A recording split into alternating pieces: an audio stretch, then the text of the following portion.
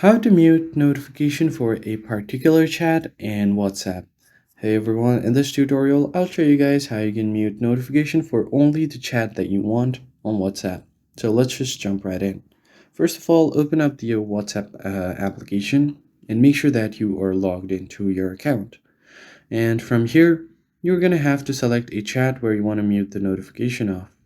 To do that, you can just go ahead and tap on the chat.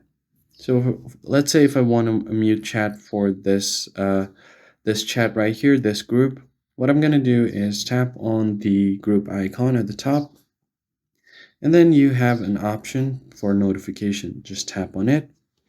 So if you want to mute notifications, you could just go ahead and tap on this toggle icon, and you could also select a time for how long you want to mute the notification for. Let's say if I want it for 8 hours, I'm going to do that, and then press on OK. Now here on notify for all, you can choose only to be notified when you are highlighted or mentioned. This is the thing that you can do as well. You could also choose your notification tone.